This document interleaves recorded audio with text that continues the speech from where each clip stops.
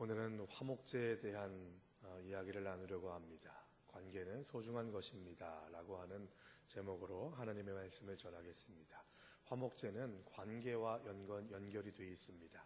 두 가지가 있는데요, 하나님과의 관계, 또 사람과 사람과의 관계를 온전하게 하기 위한 방법으로 화목제를 허락하셨다는 것이죠.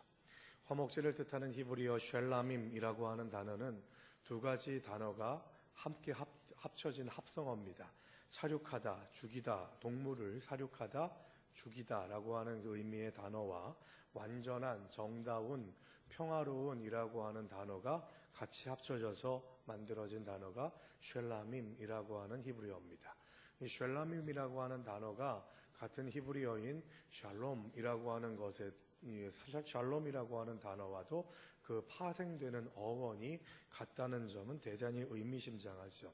그런데 이 동물을 사륙하다, 죽이다 라고 하는 것과 완전한, 정다운, 평화로운 이라고 하는 말이 합쳐져서 쉘라밈이라고 하는 화목제라고 하는 단어가 만들어졌다는 것은 그것을 풀어서 얘기하면 이런 의미가 있는 거죠. 사람이 하나님과의 완전한 관계, 평화로운 관계를 얻고자 할 때에 주님 앞에 드리는 희생 제물, 이것이 바로 쉘라밈, 화목제라는 것입니다. 또 화목제는요, 식사로 화목제, 제사가 종결되는 특이한 점을 가지고 있습니다. 예배자는 하나님께 바친 고기를 다시 예배자에게로 되돌아가게 되는 그런 특별한 구조가 이 화목제에 있는 것이죠. 이것은 하나님이 이들의 생명을 다시 살려주셨기 때문에 그 살려주신 은혜로 다른 사람들과 베풀어라, 함께 그것을 누려라 라고 하는 의미에서 화목제의 제물들의 일부를, 대단히 많은 부분들을 예배자에게 전달해 주는 것이죠. 제사장들은 가슴과 오른쪽 뒷다리를 먹었고 예배자는 친지들과 함께 그 나머지를 먹었습니다. 고대에는 고기를 먹는다는 것이 대단히 사치스러운 일이었어요. 그리고 감사제의 고기는 옛 제사를 드린 당일에 모두 먹어야 했기 때문에 무슨 의미겠어요? 식사는 아낌없이 이웃과 나누어서 이 식사를 통해서 진정한 평화, 샬롬을 너만 누리는 것이 아니라 많은 이웃들과 누려라라고 하는 의미가 화목제의 정신에 담겨 있다는 거예요. 여러분, 우리가 예배 드릴 때 나에게만 집중하면 안 돼요. 내가 은혜 받았으면, 내가 그 은혜를 누리는 하나님의 백성들이 됐으면 그 은혜 가운데에서 그 은혜를 끼치는 자가 되어야 할 줄로 믿습니다. 구약의 번제, 소제, 화목제, 속죄제, 속건제 이 5가지가 우리는 지금 제물을, 양을 잡거나 소를 잡지 않으니까 하는 생각으로 아무 의미 없다고 생각해서는 안 된다는 거죠. 5가지의 제사의 방법이 오늘날의 예배 안에 들어가 있어야 된다는 거예요. 그래서 우리의 예배가 화목제의 정신으로 스며들어갈 수 있어야 된다는 거죠. 화목제의 제물로 드려지는 것이 오늘 본문 3장에 나옵니다. 우리가 읽은 1절부터 5절까지는 소를 드릴 때의 규례를 얘기하지만 그 뒷부분에 보시면 세 가지의 동물들을 통해서 화목제를 드리라고 얘기합니다. 소와 양과 염소, 이 세 동물을 가지고서 화목제를 드리라는 거죠. 그런데 이 소와 양과 염소는요, 그 시대의 가난한 사람들은 소유하기가 쉽지 않은 값비싼 동물이었습니다. 그래서 부유한 자가 자신의 소유를 내놓는 것으로 이웃과의 나눔이 시작되는 이 화목제가 이루어지는 것이 대부분이었죠. 여러분, 무슨 의미가 있겠습니까? 내가 남들보다 더 많은 것을 가진 것이 있다면 그것은 나의 유익함을 위해서만 쓰는 것이 아니라 하나님께서 기뻐하시는 일들을 위해서 그 부족한 자들, 연약한 자들을 섬기겠다고 선포하고 그 부요한 것들, 풍성한 것들을 가지고서 하나님의 영광을 위해서 사용하겠다고 하는 결단과 다짐이 화목제의 정신에 들어가 있는 거예요. 누군가보다 내가 더 많은 것들을 누리고 있습니까? 그것이 무엇이 됐건 간에 어떤 것이 물질적인 것이건 마음에 있는 것이건 그런 보이지 않는 것들이건 간에 나에게 더 많은 것들이 주어졌다면 그것이 여러분들의 사명인 줄로 믿으시기 바랍니다. 더 많이 누리는 것으로 인해서 떵떵거리고 남들보다 위에 군림하려고 하는 생각들을 가지는 것이 아니라 하나님께서 나에게 명령하신 그 명령에 따라서 주님께서 주신 것으로 하나님께 영광 돌리고 하나님께 더 쓰임 받겠다고, 그래서 더 헌신하고 희생하겠다고 하는 결단이 화목제를 드리는 좀 더 부요한 자들, 소와 양과 염소를 드릴 수 있는 자들이 감당해야 될 몫이라는 것을 기억해야 한다는 것이죠. 또 다른 의미는 뭡니까? 양과 염소와 소를 드릴 수 있는 부요한 자들이 화목제를 드림으로 인해서 예배를 드리고 난 다음에 각을 뜨고 하느님 앞에 봉헌물로 드린 것들 드린 다음에 다시 예배자에게 돌려받아서 그것을 풍성하게 같이 누릴 수 있도록 베풀 수 있도록 하게 하신 의미는 가진 힘을 가진 자, 능력을 가진 자, 헌신해야 되는 자가 헌신하지 않으면 공동체의 샬롬은, 평화는, 화목은 깨지게 된다는 거예요. 내가 좀 더 비중 있는 그런 역할들을 감당하고 있다면 하느님 앞에 화목의 사명을 내가 감당해야 된다고 하는 고백이 있어야 된다는 거죠. 나만 등 따시고 배부르면 된다고 하는 생각이 더 많은 것들을 가지고 더 많은 것들을 누릴 수 있도록 허락받은 자들에게 그런 생각이 빡 들어가 있는다면 하나님의 영광을 위해서 살아가는 삶은 포기한다는 것과도 같은 것입니다. 가진 자의 헌신과 희생이 있을 때 나눔의 삶은, 나눔의 은혜는 그만큼 더 풍성해지고 하나님께서 기쁘시게 받으시는 향기로 드려지게 된다는 것을 화목제를 통해서 공동체에 알려주신 것이죠. 그러므로 이 제물에는 암수 구별이 없습니다. 여러분, 다른 제사에는요 수컷을 구분해서 드려야 된다라고 그렇게 이야기합니다. 남자와 여자 중에서 남자가 탁월하다 그런 거 얘기하는 거 아니에요. 오해하지 마세요. 그러니까 구별되게 드린다라고 하는 그런 메시지는 하나님께서 제정하신 것을 드려라. 물론 수컷을 드린다는 것은 생식 능력, 번창, 그런 의미가 있어서 그때 당시에는 번창케 할 수 있는, 번성하게 할 수 있는 씨가 있는 수컷에게 더 의미를 두고 값비싼 값을 매기기도 했죠. 중요한 것은 여러분, 우리가 오늘 본문에서 암수 구분이 없이 화목제로 드려졌다는 것은 남자와 여자, 어떤 규정으로도 하나님께서 주시는 사명의 자리, 화목의 자리, 화목의 영역에서 제외될 수 없다는 것을 말씀하고 있는 것입니다. 또 그날에 다 먹으라고 말씀을 하는 것에 주목해야 돼요. 화목제의 제물로 하나님 앞에 드리고 난 다음에 예배자에게 다시 돌려받은 그 고기는 하루 만에 먹었어야 됐습니다. 이 화목제에는 세 가지 마음의 자세를 가지고서 드리는 게 있었습니다. 감사제가 있고요, 자원제, 이것을 낙헌제라고도 부릅니다. 시편에 보시면 낙헌제로 드리는 노래, 이런 소제목이 붙어 있는 게 있어요. 낙헌제가 있습니다. 이 낙헌제라고 하는 것은 기쁨으로 봉헌한다라고 하는 의미가 담겨 있습니다. 그리고 마지막 세 번째가 서원제입니다. 감사제는 어떤 거예요? 하나님께서 나에게 무엇인가를 허락하시고 주신 것으로 인해서 감사하는 것이 감사제입니다. 하나님께서 나에게 주신 것이 있으면 그것을 감사제의 정신을 가지고서 화목제로 드리게 됨으로 인해 나에게 감사의 제목들이 있는 것으로 인해 많은 이웃들을, 약한 자들을, 연약한 자들을 섬기겠다고 하는 결단이 있어야 된다는 거예요. 또 낙헌제는 뭘 의미하냐면 더 감사제보다 좀 더 더 깊은 감사제라고 얘기할 수가 있겠는데, 감사제가 주신 것으로 인해서 감사하는 것이라면 낙헌제는 주시지 않았어도, 나에게 허락하지 않으셨어도 그냥 일상적으로 주님 앞에 기쁨으로 드리겠다고 하는 고백, 그것이 바로 낙헌제입니다. 이 서원제는 어떤 것일까요? 서원제 같은 경우는 하나님 앞에 내가 뭘 하겠습니다라고 고백했는데 그것을 감당했을 때에, 서원한 것들을 드리게 됐을 때에 주님 앞에 이렇게 서원한 것을 드리게 하심을 감사합니다 하면서 드리는 것이 서원제예요. 그래서 서원한 것들이 이루어지게 됐을 때에도 많은 사람들에게 축하해달라고 요청하면서 잔치를 베푸는 그런 것이 바로 서원제의 정신으로 화목제를 드리는 자의 모습이라는 거죠. 감사제는 하루 만에 다 먹어야 됩니다. 이 얘기는 뭘까요? 감사제로 드려지는 제물, 하나님께 돌려받은 제물의 고기는 하루 만에 다 먹었어야 됐어요.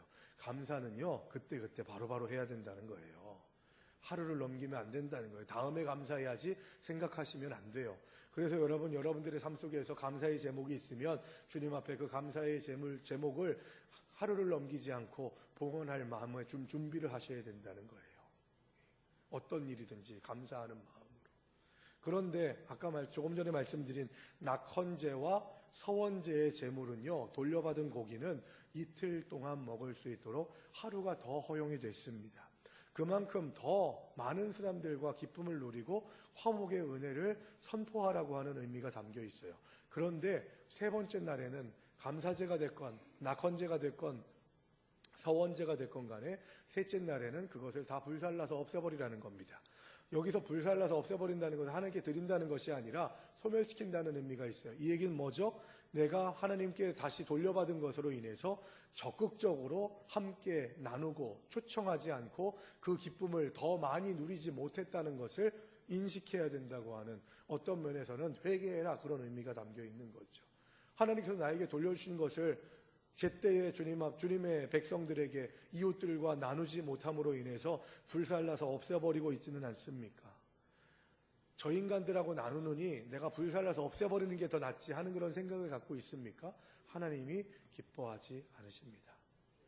화목제의 은혜를 경험하는 믿음의 백성들이 되려면 많은 것들을 돌려받았으니 주님, 이 많은 것들 나 혼자 먹고 마시는 것이 아니라 많은 이들과 함께 나누겠습니다, 이 고백이 우리들에게 있어야 된다는 것이죠. 여러분, 소 한 마리를 혼자 어떻게 먹어요? 양 한 마리를 혼자 어떻게 먹어요? 먹을 수 있는 사람도 있겠죠. 저도 혼자 먹고 싶어요. 소고기 좋아하거든요. 그런데 여러분, 그것은 우리의 욕심이라는 거죠. 우리가 하나님 앞에 받은 은혜가 있고 하나님께서 돌려주시는 그 놀라우신 사랑의 은혜가 있는데도 불구하고 그것으로 인해서 내 이웃을 섬기지 못하고 이리 오세요, 같이 함께 합시다 라고 하는 그런 마음가짐이 없으면 우리는 하나님이 기뻐하시는 화목제의 정신으로 온전한 관계를 유지하는 삶을 살 수 없게 된다는 겁니다.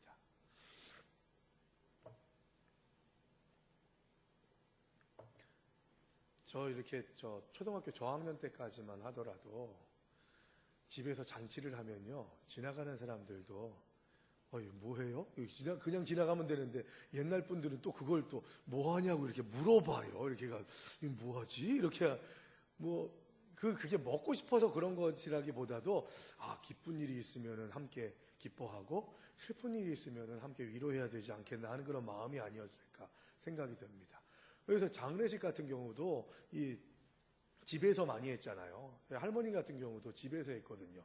집에 이렇게 그 뜰에다가 연탄을 한 몇십 장을 올려놔가지고 추운 겨울에는 그 연탄을 거기다 이렇게 떼가지고 따뜻하게 그렇게 장례 일정 감당하는 사람들 같이 이야기 나누고 막 북적북적 되는 그런 시간들이 있죠.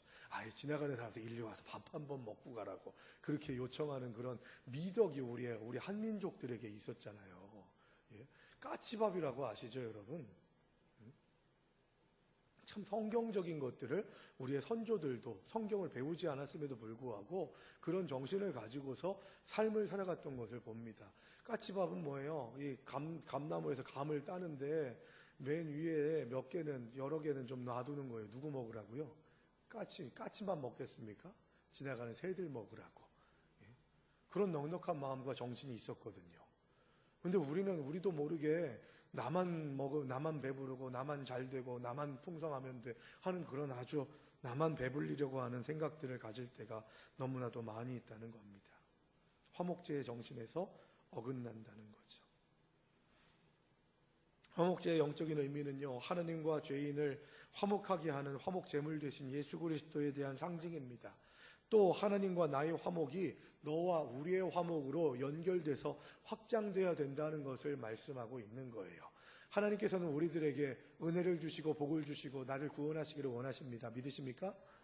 나를 구원하시기를 원하시는데 거기에서 끝나는 게 아니라 내가 너 구원해 줬으니까, 내가 너를 풍성한 은혜 가운데 살게 해줬으니까 너만 그거 누리지 말고 모르는 사람들에게 그걸 누릴 수 있도록 그들을 초청해라, 그들을 위해서 섬겨라 라고 하는 말씀이 이 화목제물을 드리는 하나님의 백성들에게 주시는 메시지라는 겁니다.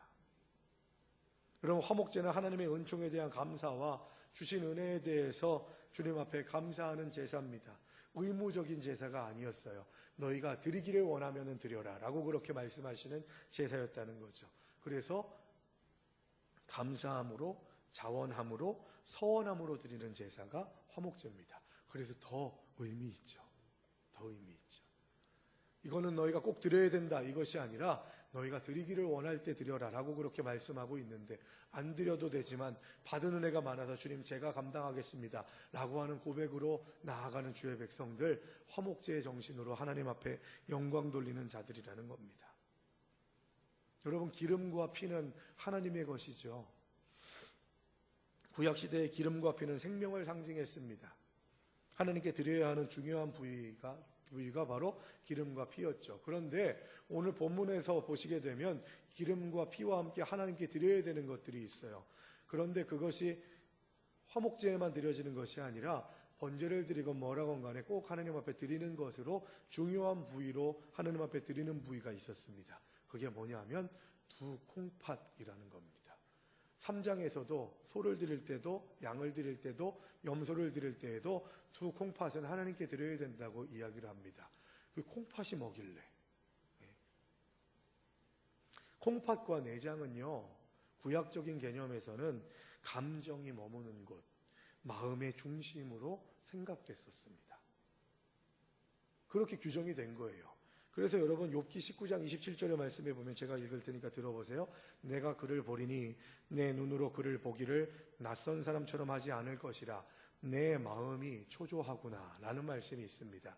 그런데 비전 성경에서는 이걸 좀 생략했는데, 다른 성경을 보시게 되면 욥기 19장 27절에 나오는 내 마음이 초조하구나 라고 할 때 마음 앞에 2번이라고 하는 숫자가 작게 있어요. 그런 부분을 보게 되면 그 장수, 그 페이지의 맨 밑에나 아니면 해설된 곳 위에를 보시게 되면 이라고 해가지고 각주가 달려 있는데, 그 각주에 히라고 써놓고 옆에 콩팥이라고 그렇게 설명을 해놓습니다. 그 얘기는 뭐냐 하면, 이 욥기 16장 27절은 바로 내 마음 할 때 그 마음은 히브리어로 콩팥이라고 하는 단어가 쓰여진 것이다 라고 그렇게 얘기하는 거죠. 같은 부분이 또 있어요. 예레미야서 12장 2절의 말씀이 이런 말씀입니다. 주께서 그들을 심으심으로 그들이 뿌리가 박히고 장성하여 열매를 맺었거늘 그들의 입은 주께 가까우나 그들의 마음은 머니이다. 여기 그들의 마음은 머니이다 할 때 그 마음 앞에 1이라고 하는 숫자가 있고요. 밑에 1번을 찾아가면 마찬가지로 콩팥이라고 써 있어요. 그러니까 각주에 달려있는 성경을 보면 위에 지금 제가 읽어드린 욥기의 말씀과 예레미야의 말씀에 있는 마음은 콩팥으로 설명이 되고 있는데, 콩팥을 하나님께 드렸다는 것은 오늘날로 치면 하나님께 우리의 마음을 드렸다, 가장 귀한 것을 주님 앞에 드렸다, 가장 깊은 것을 주님 앞에 드렸다는 의미가 담겨져 있는 것이죠. 제물은요, 상징적으로 예배자 자신을 나타냅니다.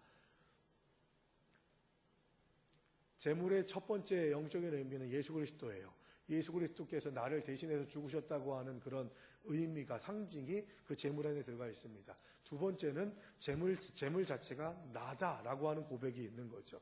그래서 제물을 드리기 전에 뭐 합니까? 안수를 하잖아요. 안수를 한다는 것은 내 죄가 전가됐다, 전달됐다는 걸 얘기하는 거예요. 그리고 그 제물을 죽일 때에 내가 죽었어야 되는데, 내가 죽는 건데 저 제물이 대신돼서 죽음으로 인해서 내가 죽을 수밖에 없는 존재라는 것을 주님 앞에 고백합니다가 담겨 있는 거죠. 여러분, 함부로 머리 디밀지 마세요. 안수에는 두 가지가 있다고 말씀드렸죠. 첫 번째는 축복의 안수입니다. 하나님의 복을 받기를 원하노라 하면서 복을 주는 안수가 있어요. 두 번째는 전달의 안수라고 있다고 말씀드렸죠. 그런데 그 안수하는 사람이 좋은 것을 줄지 나쁠 것을 줄지 어떻게 알아요? 함부로 머리 디밀지 마셔야 돼요, 여러분. 그런데 제물을 드릴 때에, 제사를 드릴 때에 안수를 하는 것은 축복의 안수가 아니라 전가의 안수예요. 뭐가 전가되는 거예요? 내 죄가 이 제물에 전달되는 거거든요. 그런 의미에서 이 제물은 나를 의미하고 상징합니다. 하나님께 제물의 최상의 부위를 드린다는 것은 예배자 자신의 최고의 부분을 하나님께 드린다는 것을 의미합니다. 여러분, 우리가 하나님 앞에 예배 드릴 때에 최상의 것을 드리고 있습니까? 각 민족마다 좋아하는 음식이 따로 있죠. 유대인들에게 귀하게 여기는 식재료가 바로 콩팥과 간 위에 있는 지방이라고 얘기합니다. 이 부분은 누구와도 나누어 먹고 싶지 않은 부분, 자신만이 먹고 싶은 부분, 내놓고 싶지 않은 부분인 정도로 유대인들에게 참 좋은 부위라고 인정받는 것이죠. 그런데 하나님은 평화를 위해서 화목제로 그것을 하나님께 바치라고 말씀합니다. 원하지 않는 곳을 가라고 하고 가고 싶지 않은 곳을 가라고 하려고 하면은 순종하기가 무척 힘들죠. 그런데 그렇게 내가 원하지 않고 내가 즐거워하지 않는 것들을 순종하라고 하시는 그때에 순종하지 않으면 하나님과의 화평이 깨집니다. 하나님과의 관계가 소원해지게 된다는 거죠. 순종이 없는 곳에는 평화도 없는 줄로 믿습니다. 내 마음이 불안하고 내 마음이 흔들리고 내 마음에 기쁨이 없고 감사가 없는 이유가 하나님 앞에 순종하지 않기 때문은 아닌가를 점검해야 되는 것이죠. 순종할 때 평안이 오고 기쁨이 오고 형통의 은혜가 있는 줄로 믿습니다. 우리에게 내놓고 싶지 않고 나만 누리고 싶은 것들이 어디 한두 가지입니까? 그런데 주님께서는 그거를 콕 집어서 너 그거 드려야 돼 라고 말씀하세요. 이런 것들을 나 혼자만 누리려다가 관계가 깨지고 영적인 문제가 발생하는 일들이 이런 것들을 주님 앞에 드리지 않음으로 인해서 내려놓지 않음으로 인해서 발생합니다. 남에게 주고 싶지 않은 콩팥과 지방 같은 것이 나의 삶에는 어떤 것인지를 생각해야 되죠. 그러나 이것을 하나님 앞에 드릴 때 샬롬의 은혜가 드린 나로 인해서 나타나게 됨을 우리는 고백하게 된다는 거죠. 인생에 있어서 가장 중요한 문제는 뭘까요? 하나님과 화목한가? 이거 아니겠습니까? 내 삶에 하나님과 화목함을 유지하고 있는가? 그래서 하나님과 화목한 은혜를 통해서 내가 이웃과 화목하고 있는가를 점검해야 되는 것이죠.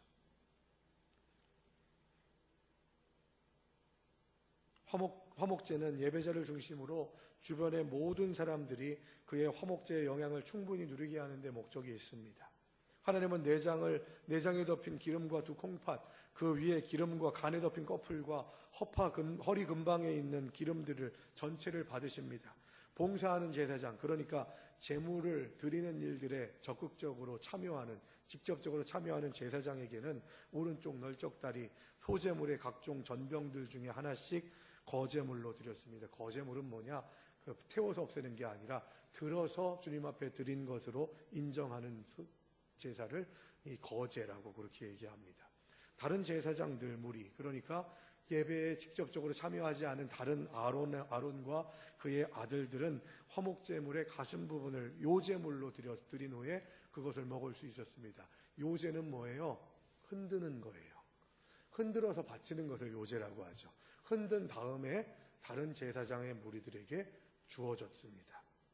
또 화목제를 드리는 예배자와 예배자의 가족들, 친지들은 떡과 고기를 먹을 수가 있었죠. 그 떡과 고기를 가지고서 감사제는 하루 만에, 서원제와 낙헌제는 이틀 만에 다 그것을 먹어야 되는 것이었죠.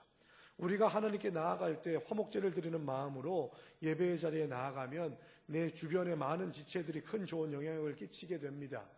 그래서 목회자가 위로를 받게 되고 또 내가 하나님과의 관계가 온전하게 되며 내 가족들과 지인들, 교회의 모든 믿음의 식구들까지도 나의 화목의 분깃들을 같이 누릴 수 있는 은혜가 화목제의 정신으로 예배하는 자들에게 나타나게 된다는 것이죠. 이것이 참된 예배자의 거룩한 선한 영향력이라는 것입니다. 예배자가 되셨습니까? 그렇다면 선한 영향력을 끼치시기 바랍니다. 그렇게 돼야 내 예배가 온전해져요. 하나님과의 관계가 온전해진다는 거예요. 갈릴리 호수에는요, 메기가 많다고 합니다. 갈릴리 바다라고 부르는데 그게 진짜 바다여서가 아니라 너무 크고 광대해서 바다 같은 호수라고 해서 갈릴리 바다라고도 부릅니다. 그래서 갈릴리 호수에 메기가 있다는 것은 그 물이 민물이라는 거예요? 바닷물이라는 거예요? 민물이죠. 메기는 민물고기잖아요. 그런데 갈릴리 이 호수에 메기가 그렇게 많대요. 이유가 뭘까요? 율법에 보면 메기는 부정한 동물이거든요. 잡아먹을 수 있어요, 없어요? 비늘이 없는 것은 먹지 못하거든요. 그래서 메기를 먹을 수 없습니다. 그러니까 이놈들이 얼마나 큰지 1m가 넘는 메기들이 수두룩하대요. 이 성지순례 간 한국 사람들이 그걸 보면서 뭐라고 합니까? 저거 매일 잡아서 매기 매운탕 하면 정말 좋겠는데 저거를 못 잡아먹네. 이런 생각들을 참 많이들 한다는 거예요. 근데 여러분 보세요. 돼지도 못 먹거든요. 저는 유태인이 아닌 게 얼마나 감사한지 몰라요. 그 맛있는 삼겹살, 묵은지하고 같이 이렇게 해가지고 명이나물에 이렇게 탁 사발라가지고 탁 먹으면 얼마나 좋습니까? 저는 삼겹살은 하나님이 주시는 음식이라고 생각해요. 그런데 그걸 유대인들이 못 먹잖아요. 율법에 규정하고 있기 때문에 그걸 지금도 지키고 있기 때문에 그걸 못 먹어요.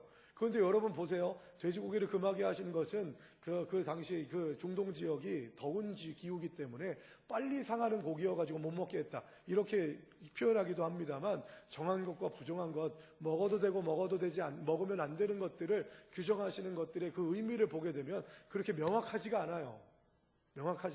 왜 이것을 먹게 하시고 먹지 못하게 하셨는지, 이것은 금하게 하시고 이것은 왜 허하셨는지 이것들을 다 명확하게 찾을 수가 없어요. 그러면 우리는 어떤 고백이 있어야 돼요? 하나님이 그렇게 하시라고 했으니까 그렇게 하는 거다. 이게 주권적인 역사하심에 동참하는 마음의 자세인 거예요. 토달지 않고 하나님께서 먹으라고 하셨으니까 먹고, 먹지 말라고 하시니까 먹지 않는 거예요. 그런데 하나님께서 왜 이런 일들을 규정하셨을까? 왜 이런 것들을 하나님께서 주셨을까? 피와 기름과 콩팥 이런 것들은 왜 너희가 먹어서는 안 되고 하나님께 드려야 된다라고 말씀하셨을까요? 그 이유가 뭔지를 찾아야 되는 거예요. 이 레위기의 말씀을 받을 때 이스라엘 민족들은 유목민이었습니다. 목축을 하는 사람들이었어요. 목축을 하기 때문에 양이나 소나 염소를 잡는 일들이 빈번했겠죠. 삶의 일상이었다는 겁니다. 짐승을 잡는 것이. 잡을 때마다 피가 생기게 되고 기름이 있게 되고 콩팥을 추출하게 되는데 그때마다 어떤 고백이 있어야 된다는 거예요. 이것은 하나님의 것이야 라고 하는 고백이 있다는 거예요. 구별됨을 가지고 살아가야 된다고 하는 것이 여기 있는 거예요. 그러니까 대단히 중요한 메시지가 뭐냐 하면 이 이스라엘 백성들의 일상생활에서 만나는 매일의 행위를 통해서 하나님의 것의 구별을 연상케 하기 위한 목적이 깊이 드러나게 하시기 위해서 먹을 수 있는 것과 먹을 수 없는 것, 할 수 있는 것과 하지 말아야 되는 것들을 규정해 놓으셨다는 거예요. 바다에 나가서도 잡아야 할 물고기와 잡지 말아야 할 물고기를 구별해야 하고 들에 가도 산에 가도 식탁에 앉아도 이것이 하나님께서 구별하셔서 나에게 허락하신 것인가 그렇지 않은 것인가를 계속해서 생각하면서 살아가야 되는 사명을 믿는 자들에게 허락하셨다는 겁니다.